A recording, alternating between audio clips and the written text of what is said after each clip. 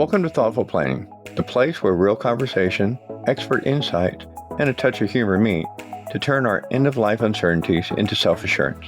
I'm your co-host, Santiago, a history buff and a big kid at heart. And I'm Honey, your guide through the intricate dance of planning with care and a whole lot of warmth. Every week, we're here to turn those intimidating "are we ready" moments into confident "everything is under control" moments. Today's journey is one you won't want to miss.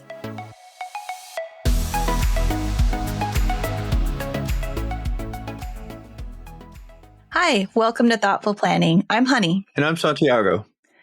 Well, today, our guest has had not one, not two, but three personal experiences with estate planning, and she's here to share her insights. I met her virtually through a mastermind group about 18 months ago, and she's the owner of Define Yourself Longevity. She's also a speaker and an author of 2 books. Damn It, It Is Menopause Volume 1. And then the other book is More, Damn It, It Is Menopause Volume 2. Wow. Most people don't have any experience when it comes to estate planning, so we're really excited to dive in and learn from a pro.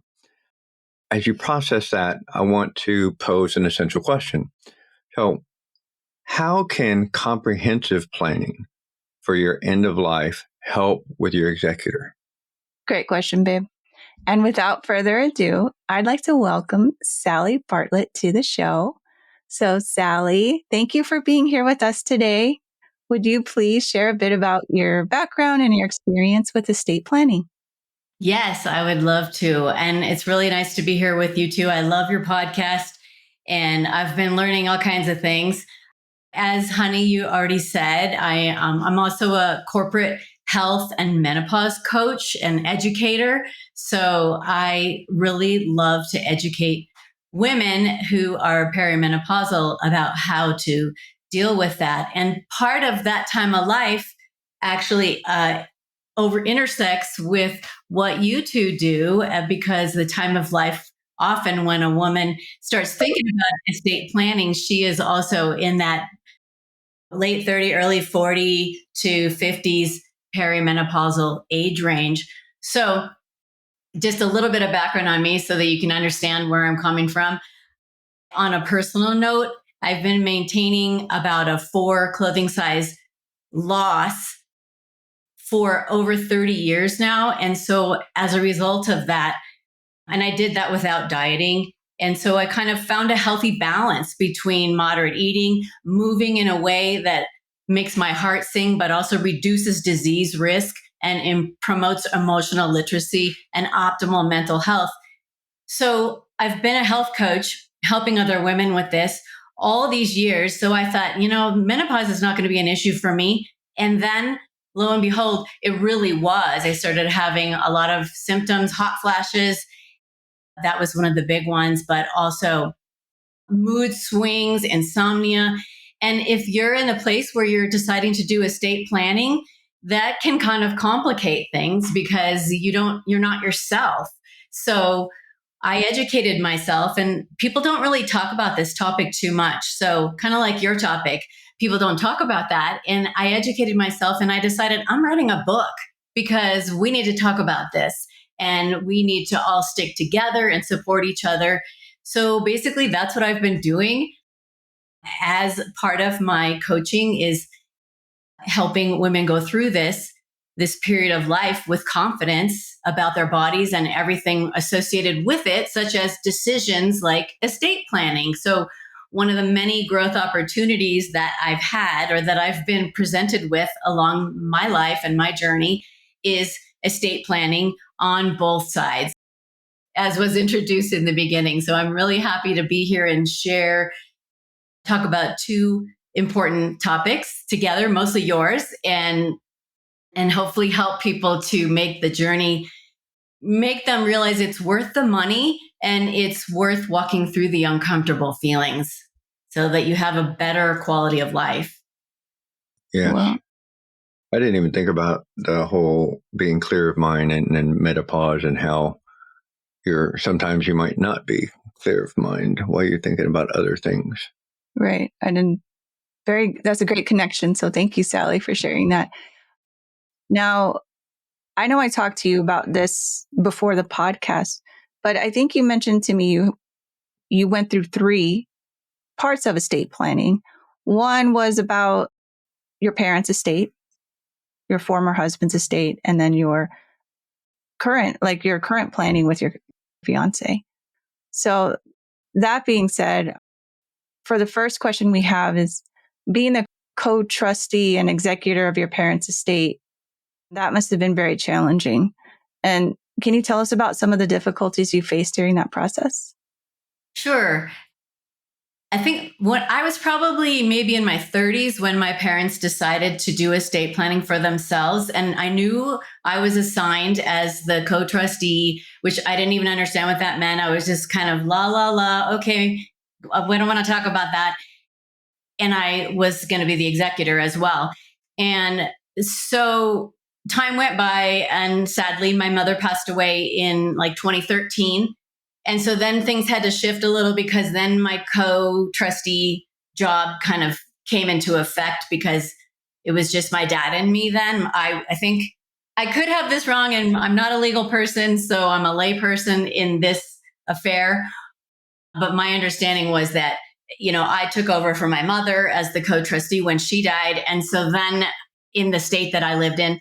And so that was all fine and good. And I still was kind of like, well, where is that file, Dad, that I need to know about when the time comes? And he's like, it's right here. And so I would ask him that like once a year, like, tell me where it is again. And that was it. And he didn't like to talk about it. And then everything was fine until my dad started dating someone.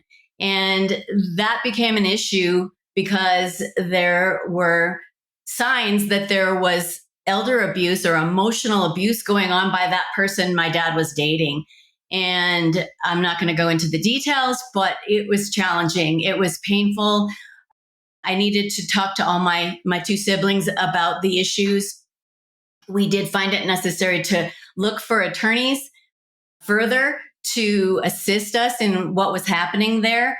And in the end, it was determined, like, if we wanted to preserve the good relationship we had with our father, that we would know his assets were protected legally because of the fact that he had done estate planning, and that we're not going to challenge. I know these are terms that your listeners are going to know and that you're probably more familiar with than I, but we wanted to get power of attorney over his financial, instead of we wanted to take it on from him, so that this other person couldn't interfere, in a nutshell.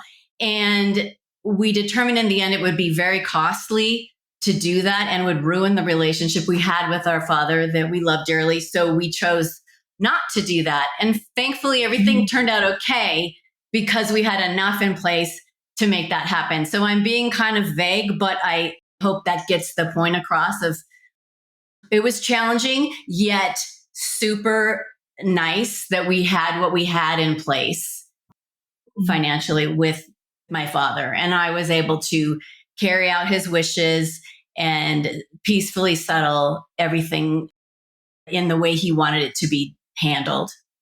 Yeah, that's why it's important to have that plan out front. So, and your experience with your former husband's estate is a little bit more unique, particularly since you were separated, headed towards divorce at the time. How did you navigate that situation? And what were some of the most challenging aspects of that? Let's see. And this is probably common that your listeners will hear too. We set up something. We had something drawn up when our son was about 5. So that would have been in his mid-20s now. So a long time ago, we had paperwork drawn up. Then, because of the status of our relationship, which was the communication was not great, one of the things that fell through the cracks was ever finalizing any of that paperwork. So there it sat dormant for like 15 years. Fast forward, we were on the road to, we were separated, we were getting a divorce, and we said, okay, we need to finish this now. I got a bigger voice, a stronger voice, and started saying, like, we need to do this. And I stuck with it. So we did for the interest of our son, whom we both dearly love. And we got, the guy said, the attorney said, if you guys agree so well on this, why are you getting a divorce? And we all just laughed. It was a friendly divorce, thankfully. We said, well, we're not going to go into that. So we proceeded, we finalized the paperwork, we explained it to our son and set it up, customized for the age he was at that time. And then I know I'm kind of fast forwarding all the juicy parts, but the divorce, we remained on good terms. The paperwork, it all was in place. The trust was in place and in the state we were in. And then the divorce, let me get this right. The divorce became final. And 4 months later, he died. And I have to go back a sec. When we finally said, like, hey, we're getting a divorce, we went back to the estate planning attorney and we said, hey, it's going to happen. We really are going to get divorced after 7 years being separated. What do we need to do? And he said, you need to split apart your assets now. And each of you needs to do your own trust and will separately. He said, I will not disclose to each of you what the other one does. So I know what I did with mine, and I never knew what he did with his. Then he died 4 months after we got divorced. And I found out from the attorney at that time that he had kept me as the executor of everything. So I had another job, which I just completed. Is ironic because the 1 year anniversary of his death is tomorrow. And so I just completed a few months ago everything that I needed to do as the executor for that. So I want to say it takes almost a year to complete all that. So yeah, the challenges with that were, you asked me what the challenges were. I think that kind of says it all right there. Just having uncomfortable conversations again, yet doing it because we loved our son. Even though we chose not to stay married, we could agree we loved our son. We wanted to make things easy on him. We only have the one child. So, and again, it was so worth it. It's very emotional when you're going through these things. You want to scream, you want to quit, you want to just take a nap, take off your shoes and just take a nap and you need to do that. You need to make sure that you emotionally regulate throughout this. And so that you don't turn to things that are not good for you, like excess alcohol or even, non-nutritional foods, because those all increase your disease risk. And if you are going through menopause, that doesn't help anything either. So those have been my experiences with that situation. I think you hit a couple of key points there. One, you didn't do it for you. You didn't do it for him. You did it for your son, which we've talked about often. And that's key. And the fact that I think it's kind of shocking that you guys didn't have that conversation. I know that if something were to happen to Honey and I wanted to keep her because I trust her with all my heart, I'd say, hey, I know we're not moving on, but I still want you to be there to help. Mm-hmm. And then finalizing it, you weren't going, I just make this assumption. Menopause wasn't playing a part of that separation, but the separation was going on. So you might not have been as clear of mind as you guys thought you were at the time too. So that's something else that's interesting about that story. Mm-hmm. Exactly. Well, I think, first of all, I'm sorry for your loss. Yeah. And I mean, I know you were divorced, but it sounds like you were so close, friends, and, you have a son together. And, where I felt through that story, I thought you were like 9 months and he had a trust. It's quite a long time. So I'd be interested to know more about what takes the longest time to finalize, like what in that time frame of getting things completed, what were some of the things that took a long time? Well, the organizational skills of the person whose estate I was handling were different than mine and not the greatest. So there was a lot of detective work that I had to go through where is this bill? How is it paid? Those kinds of things. And one of my helpful tips is I kept a log. I love to create logs. I'm Mhm. kind of weird like that. Me And too. so I created a log and I would say, like, on this date, I spoke with this person and this person's name was this, and she or he said this. And to call back on this date. And then I would mark it in my calendar and I call that person back and I'd say, hey, on June 5th, you said da da da da. How are we doing?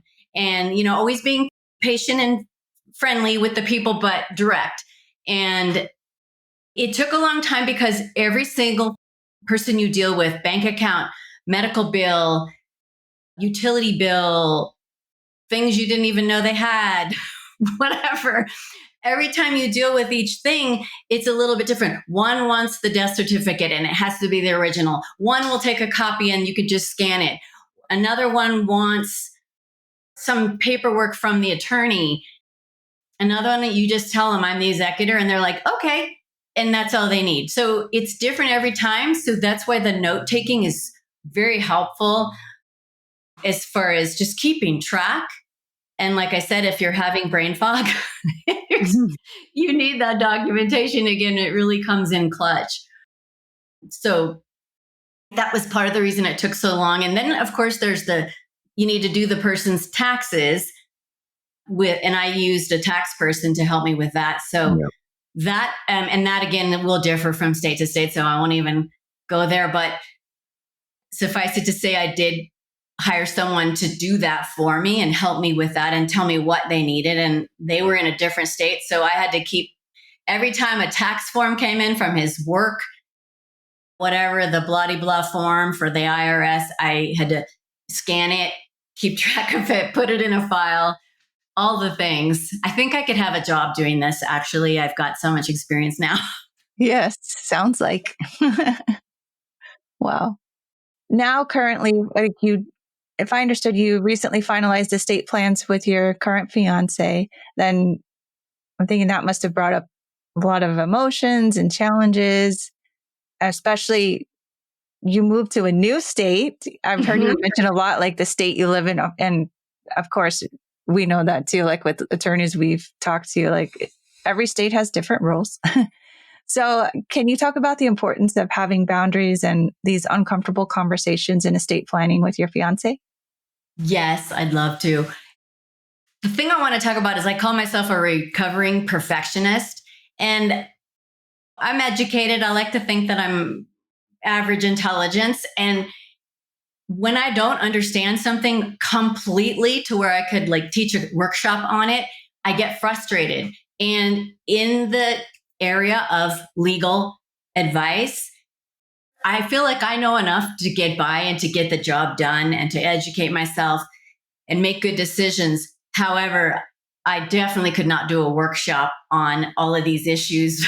And so I have to let that go. I have to trust myself that I know enough.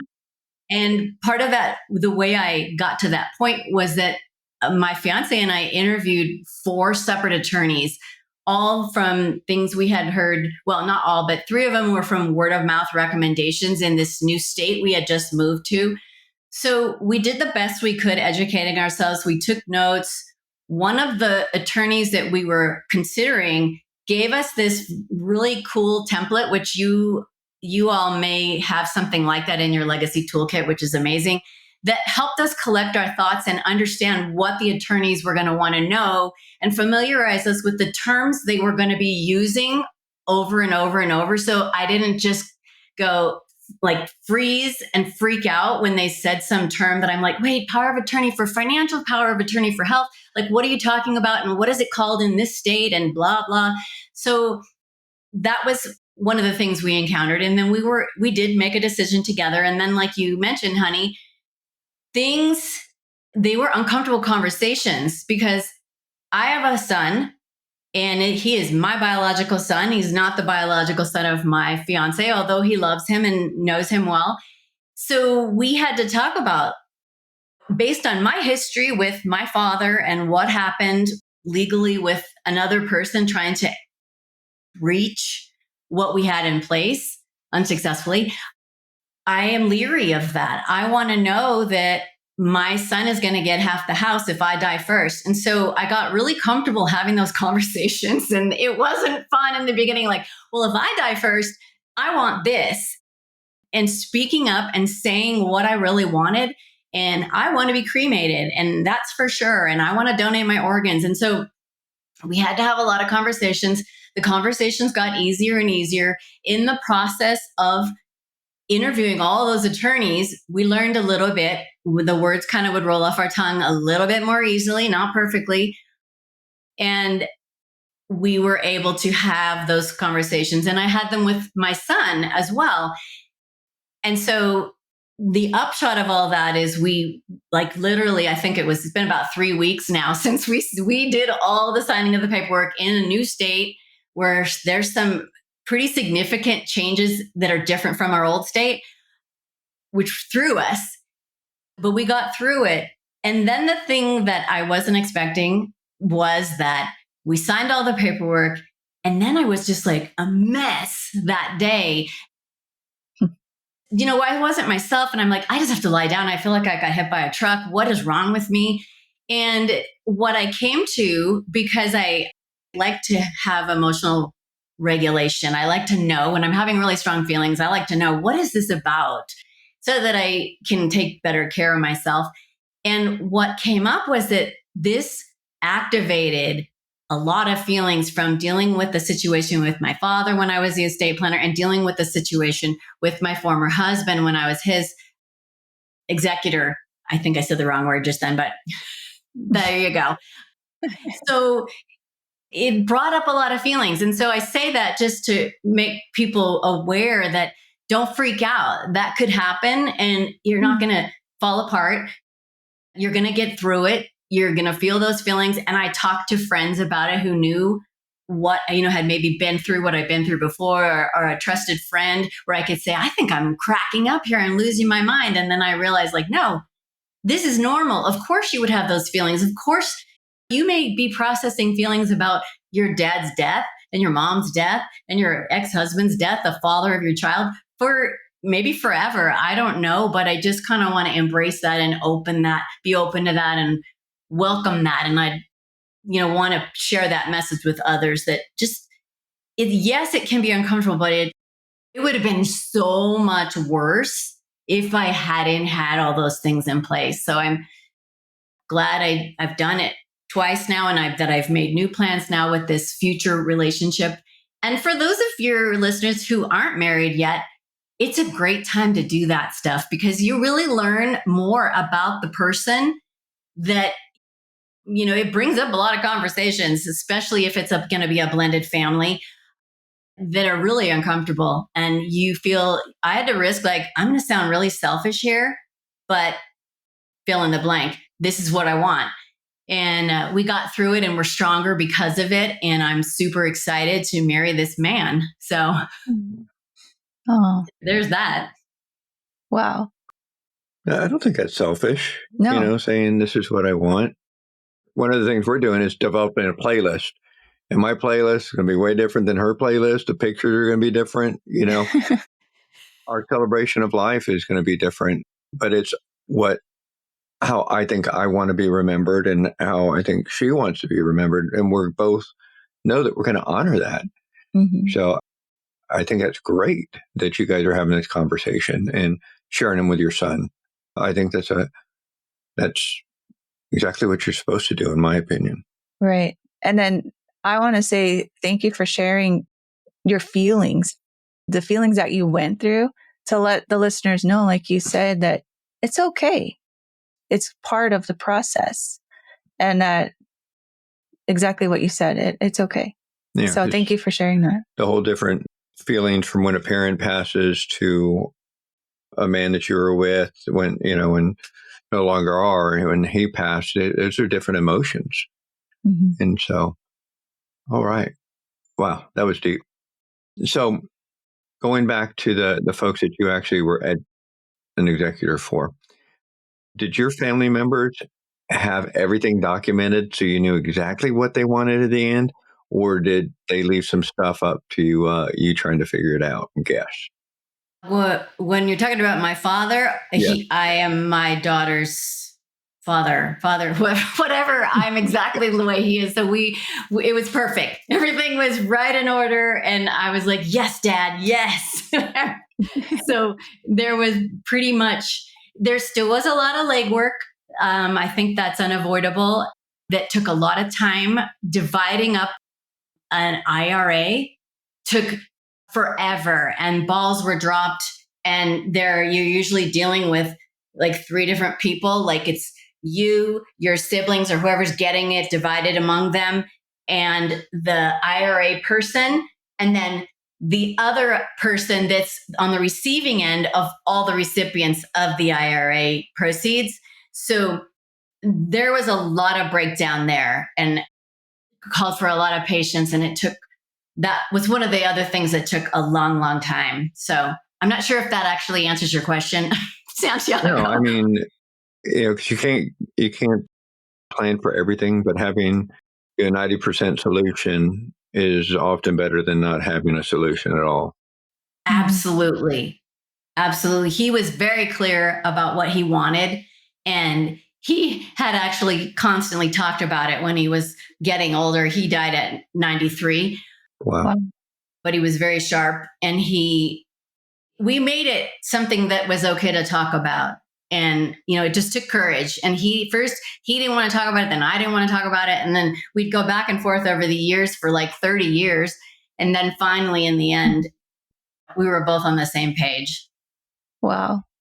Even with someone as OCD as my dad was, it's never perfect. It's just never perfect. And there are always going to be obstacles, and you just have to keep persevering and know that it would be way worse if there hadn't been a plan in place. Yes. Right. So I'm just curious on this one in terms of like when you're the executor and you got to get through all these, like planning the funeral, and these things cost money. So I was just curious, like, was there money readily available for you to take care of these funeral arrangements and ongoing bills? Or did the money come from the estate, or how does that work? I was lucky in that.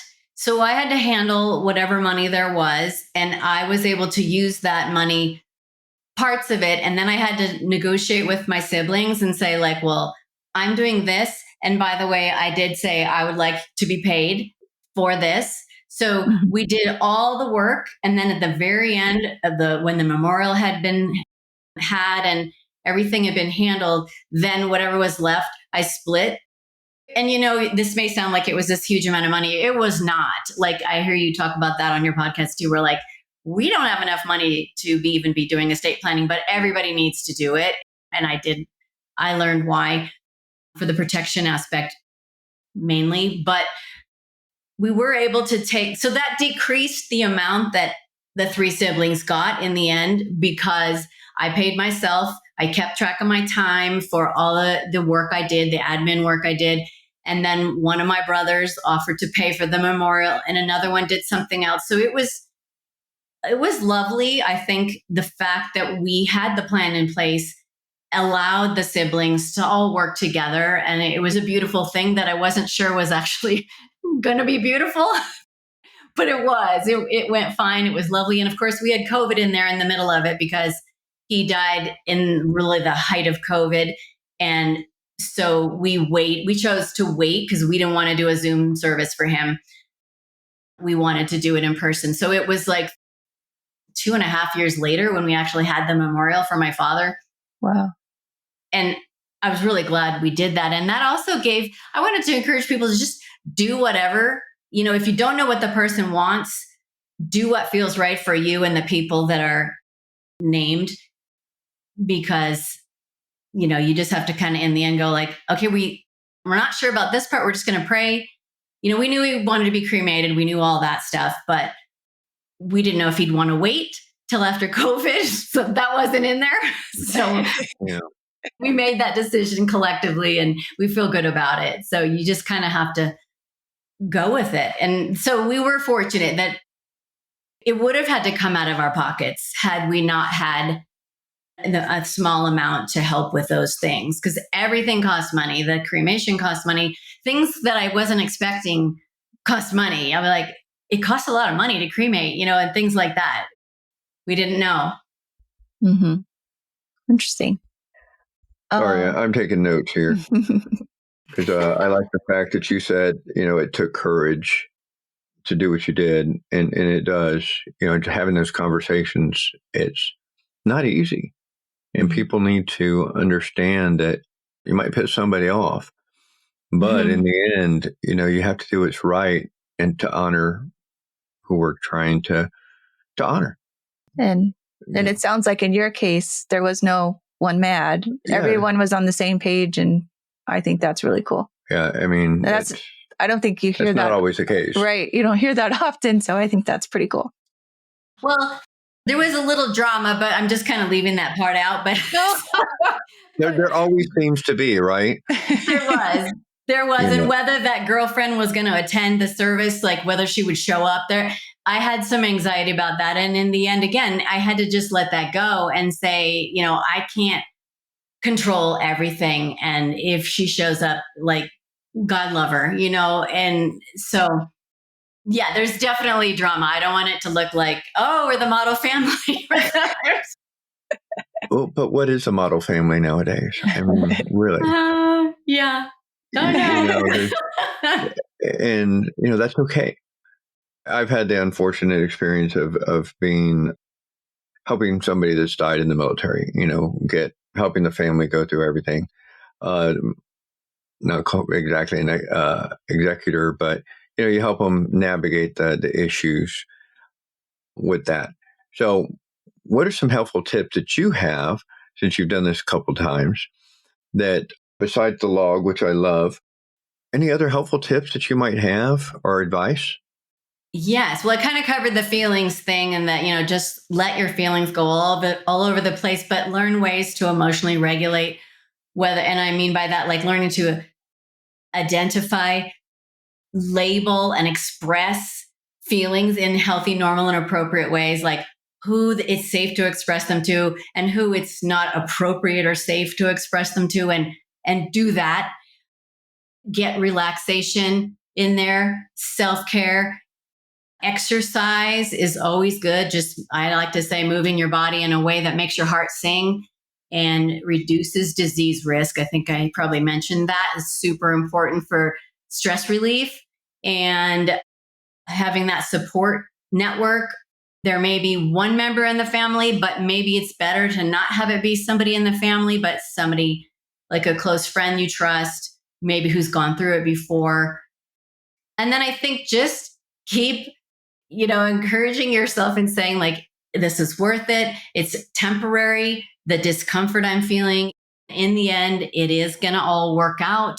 And it's way better than it would have been had none of this, keep your perspective. Like, it could have been much, much worse. And just to remember to stay in it for the long haul and for the long-term peace of mind. I also, like I've mentioned, I think the financial component for me personally, setting up now my second trust, and the cost is, I don't know whether it's the time difference or the state difference, but it is much more expensive this time than last time. So I'm kind of, having buyer's remorse, but I keep telling myself, it's for the long run. It's for your son. You love your son. You don't want him to you want it to be as smooth as possible, given what he'll be going through if I die, when I die, and not knowing when that's going to be.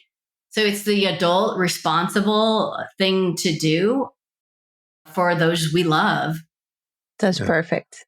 The adult responsible thing to do for those we love. I like that. Yeah. Adulting. So as far as the financial deal, did you have to, you talked about setting up the trust. How much did you have to work with probate with the trust? None. Not at all. Okay. And that saves time and money when you don't have to do that. Yes. I'm going to put you on my list of people to call, Santiago, because you could have helped me. You could have reminded me of that. Could have been way more expensive with probate. And that's the thing. Time is money. And, if you have that trust set up, then we don't have to worry about paying another lawyer fee to go through probate. And I know with ours, we're still going to have to do a little bit through probate, but it's not going to be a lot. Yeah, no, you're absolutely right. That's all I ever heard was you want to avoid probate. So we did 100% both times. Nice. Sweet. Yeah. Okay. Cool. Well, is there anything else you would like to add that we haven't already talked about? I think, as far as just keep on keeping on. And for anyone who is going through it, my attorney was so helpful not my father's estate, my former husband's estate. He was very helpful. And when it all came down and I was given the news, he kind of had a talking to with me because I tend to be like overly nice. And he said, look, you're the executor, take charge. You tell everyone when you call, you don't mess around. You just say, I'm the executor, and you go from there. And that was very helpful. And he said, when people ask you, oh yeah, this was a good one. He goes, because the post office wanted certain things too, like for forwarding addresses and stuff. He goes, the thing that, not the post office, but somebody, he goes, the thing they're asking you for is not even really in play anymore now that this person has died, but give them what they asked for. Just give them what they asked for. So he said, don't argue with the people. Just give them what you've got, all the paperwork, you've got your estate plan right there with whatever they want, just give it to them. And that worked really well. And I grew a pair and I got tougher and sorry, Santiago. And no, that's cool. Some of you don't need to hear get tougher, but some of you do. And like, if you're like me, I needed to get a little tougher, and I still feel all my feelings and enjoy those and enjoy being a sensitive person and a loving person. And I can also be tough and get the job done, be direct. And I think that's a good point, because you're not fighting for yourself. You're fighting for the final wishes of your loved one. And you want to make sure they're honored in the way they want to be honored. Exactly. I'm talking mostly about the financial part. That was the biggest struggle. I mean, if they want something to go to somebody and somebody's in the way, that you didn't dot this T or cross this I, like, come on now, really? Mm-hmm. I'm super executor. Yes. So I just want to thank you for sharing your personal stories with us. We've learned a lot. I've got a couple pages of notes. Mm-hmm. Honey was hitting me a minute ago when I was writing my notes saying, go, go, go. But no, like you, I was writing stuff down. Mm-hmm. Yes. Always my pleasure. Yes. So thank you again, Sally. By you sharing what it's like has really helped me understand what to be aware of, what to look out for, and for our listeners too, to think about these things. These are all very helpful things that you shared with us. So thank you. Would you please tell our audience how they can connect with you? I would love to. I'd love to connect with you. You can reach me at www.sallybartlett.com. And ladies, if you're in your late 30s to early 40s and you haven't quite felt like yourself lately, you can take my free quiz. Could these feelings be menopause? Or maybe you know someone who's in denial about this time of their life, and you could help them to sort things out by going there. I'm also on Facebook and LinkedIn and Instagram, and I'd love to hear from anybody. Awesome. And we'll be sure to include those in the show notes for everybody. Oh, yes. It's very enlightening for me too, especially about part 1 and part 2 of your books. So as we think about Sally's story, let's go back to our essential question. How can comprehensive deep planning for your end of life help your executor with your final wishes? Mm-hmm. All right. Well, until next time, remember, every chapter you write today shapes your legacy tomorrow. Thank you for joining us at Thoughtful Planning. And just like the vibrant hues of a setting sun, we're wrapping up another episode of Thoughtful Planning. Every shared story and insight is a step closer to turning uncertainty into celebrations of preparedness. Absolutely. And to our listeners, remember that every surprise that comes our way is an opportunity to grow, adapt, and learn. Stay tuned for more stories, expert insight, and of course, a touch of wit in our next episode. We're not just co-hosts, we're fellow travelers on this journey. For more information on additional resources, which will help you take the next step in planning, look for the link in the show notes for our membership.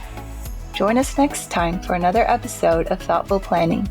Until then, keep living, laughing, and loving every moment.